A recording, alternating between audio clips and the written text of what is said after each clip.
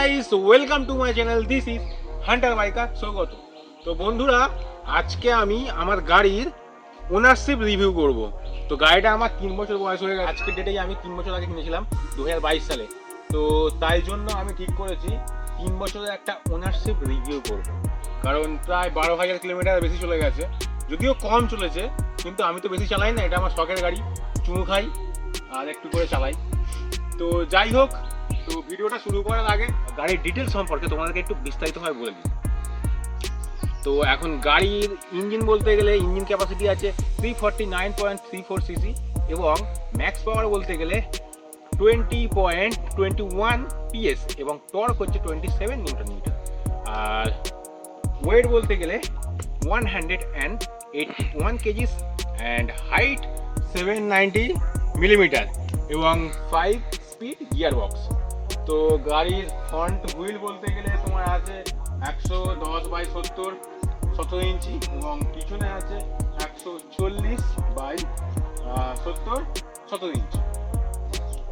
তো গাড়ি আমি বুকিং করেছিলাম 2022-এর 23 অক্টোবর থেকে এবং আমার ডেলিভারি হয়েছে প্রায় 50 দিন পরে 12/12/2022 মানে ডিসেম্বরে। তো গাড়িটা আমি প্রায় 3 বছর তো হয়ে গেল চালাচ্ছি, তবে বেশি আমি চালাইনি। আমার গাড়ি চলেছে 12,000-এর মতো।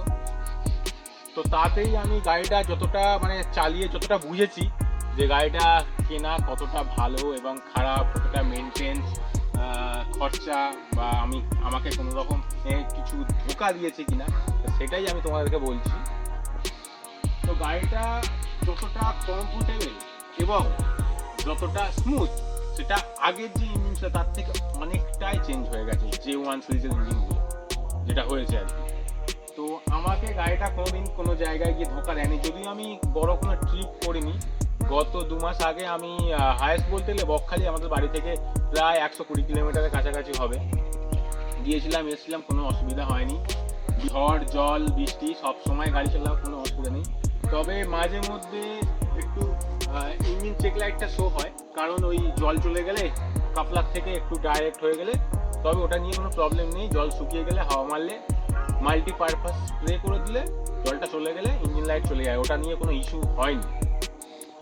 তাছাড়া অনেক ইউটিউবে দেখেছি যে প্রবলেমের ডিসঅ্যাডভান্টেজ যেগুলো বলছে, যে গাড়িতে ক্রুজ কন্ট্রোল নেই, তারপরে ইলেকট্রনিক্স দিক থেকে তেমন কিছু নেই। এটা রয়্যাল এনফিল্ড বস, এটা কারোর সাথে চেস করার মতন নয়, ঠিক আছে?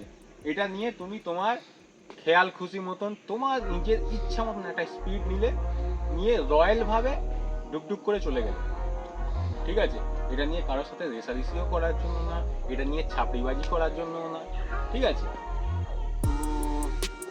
তাছাড়া গাড়িতে মডিফিকেশন বলতে গাড়ির সাথে আমি সামগার্ড বা লেগ গার্ড আমি কিছু নিইনি, ওখানে দামটা বেশি বলছিল।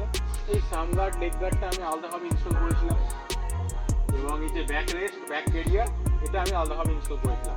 তাছাড়া তোমরা দেখতে পাচ্ছ গাড়ি একদম শোরুম কন্ডিশনে বলা যায়, যেভাবে চকচক করছে। আমি তো গাড়ি সবসময় যতবার দেখি ততবার প্রেমে পড়ে যাই। তো তোমাদেরকে সেই জন্য বলছি, তোমরাও যদি তোমাদের গাড়িকে ঠিকভাবে মেনটেন্স করতে পারো, তো তোমাদের গাড়ি কিন্তু তোমাদেরকে কখনো ধোকা দেবে না। মেনটেন্স মিনস শুধু ওপরটা চকচকে করে রাখা নয়, গাড়ির রক্ত হচ্ছে গাড়ির মোবিল। তো মোবিলটা যদি ঠিকঠাক টাইমে চেঞ্জ করা যায়, সার্ভিস যদি ঠিকঠাক টাইমে চেঞ্জ করা যায়, তাহলে কিন্তু গাড়ি তোমার কোনোদিন সাথ ছাড়বে না। তোমার অয়েল ফিল্টার, এয়ার ফিল্টার, তারপর ব্রেক শু, ঠিক আছে? তো এইগুলো সবসময় যদি চেক করতে থাকো, তোমার গাড়ি সবসময় তোমার সাথ দেবে। বন্ধুরা, গাড়ি মেনটেন্স বলতে গেলে আমি কোম্পানির তরফ থেকে ফ্রি সার্ভিস যে কটা হয় করিয়েছিলাম। তারপর আমি সার্ভিস একবার লোকাল থেকে করেছিলাম, কারণ সার্ভিস সেন্টারে আমার ঠিক ভালো লাগেনি। কারণ সার্ভিস সেন্টারে প্রথমত মোবিলটা ভালো না, আর ওখানে আমার ভালো লাগেনি। তাছাড়া অনেকটা দূর আমাকে যেতে হবে। তো বেশি বড় করব না।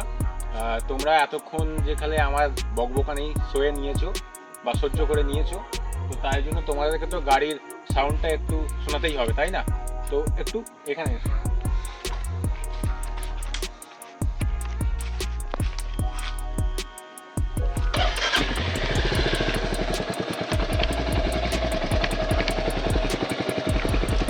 সাইলেন্সারের কাছে একটু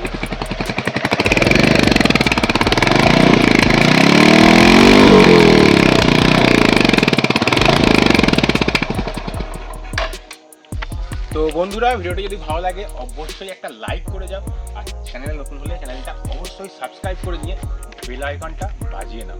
তাহলে এইরকম informative video, specially royal Enfield আছে তাদের জন্য কিন্তু আমি ইনফরমেটিভ ভিডিও অবশ্যই নিয়ে আসবো। আজ এই পর্যন্ত, টাটা।